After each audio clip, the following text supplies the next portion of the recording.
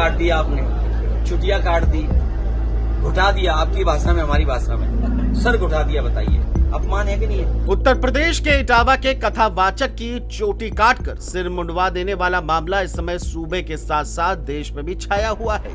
कथावाचक के साथ मारपीट की गई और हारमोनियम भी तोड़ दी गई। यह घटना 22 जून की है, जिसका वीडियो भी सामने आया है, जिसमें कुछ लोग कथावाचक मुकुटमणि और उनके साथी के साथ मारपीट करते नजर आ रहे हैं। मामला बकेवर थाना क्षेत्र के दादरपुर गांव का है। कथावाचक ने कहा कि यादव होने की वजह से मेरे साथ मारपीट की गई।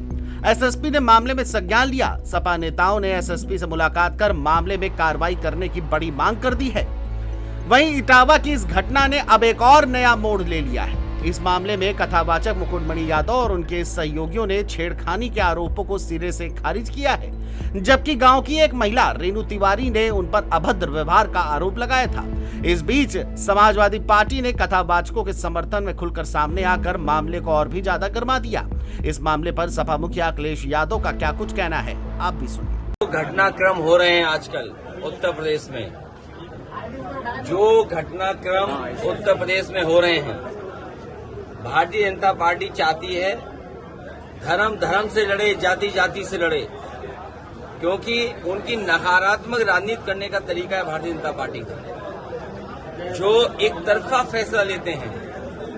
आम जनमानस को न्याय न मिले, उसी तरह के फैसले लगातार भारतीय जनता पार्टी ले रही है। आप सोचिए आज के समय पर ये जो सोशल मीडिया पे चला होगा, जिस बाल काट दिया आपने, चुटिया काट दी, घुटा दिया, आपकी भाषा में हमारी भाषा में सर घुटा दिया। बताइए अपमान है कि नहीं है? चुटिया काट दी, अपमान है कि नहीं है? बताओ किसी को पेशाब से शुद्ध किया हो, है कि नहीं है? अब बताओ बीजेपी वाले और बीजेपी के लोग जो अपना पिछड़ा जोड़ने के लिए कहीं मुख्यमंत्री बना रहे हैं, और सोचिए मध्य प्रदेश के मोहन यादव जी मुख्यमंत्री उत्तर प्रदेश में थे, जो यादवों को जोड़ने के लिए निकलते हैं जगह जगह पर, उन पे मनी मन क्या गुजर रहा होगा सोचिए। जब खबर पहुंची होगी कि यादव समझ करके उनका सर घोंट दिया, चोटी काट दी, तो वो बगल में बैठे थे वहीं पर।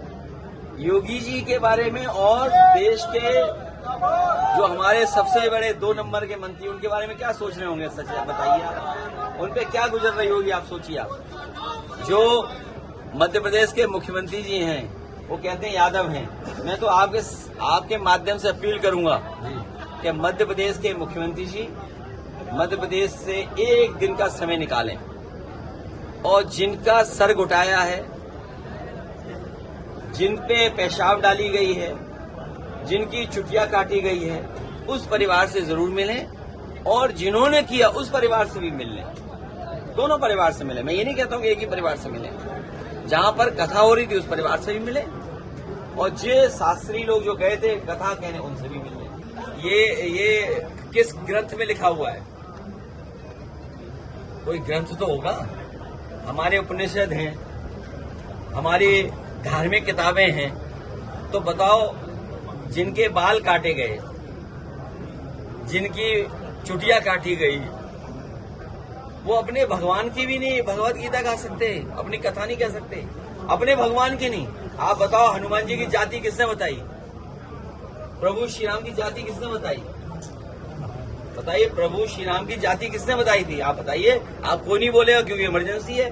अगर नाम बोल दोगे तो डीएम एसपी आपको जेल भेज देंगे। ये भी तो इमरजेंसी है। आप बताइए, रुक जाओ भाई, ये बताओ प्रभु श्री राम को और प्रभु श्री राम की जाति किसने बताई? भगवान सबके, हमारे भी हैं। अब बीजेपी को ये तकलीफ है, भगवान कृष्ण का प्रचार ज्यादा है, उसे दुनिया में पूछते हैं, इतनी सी शिकायत है उन्हें। वहीं दूसरी ओर सूबे के मुखिया योगी आदित्यनाथ ने अधिकारियों संग बैठक की और इटावा की घटना को लेकर अधिकारियों को सख्त निर्देश दिए। बैठक में मुख्यमंत्री योगी ने एक अत्यंत संवेदनशील विषय जातीय संघर्ष की साजिशों पर चर्चा की, ताकि प्रदेश में अराजकता न फैले और कानून का राज और भी ज्यादा मजबूत हो।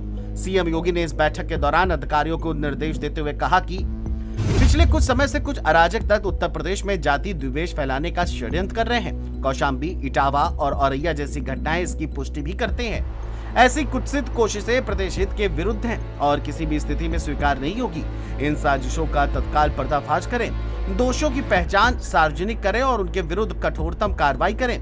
कार्रवाई के लिए शासन से आदेश की प्रतीक्षा कतई न करें, तत्परता से और कानून सम्मत कार्रवाई करें। बहरहाल इटावा के मामले में कई नए मोड़ भी सामने आए हैं। अब देखना यह है कि कौन सच है और कौन गलत। बहरहाल अब देखना यह भी होगा कि इटावा की यह घटना जातीय, सामाजिक और राजनीतिक रूप से कितना बड़ा रूप लेती है।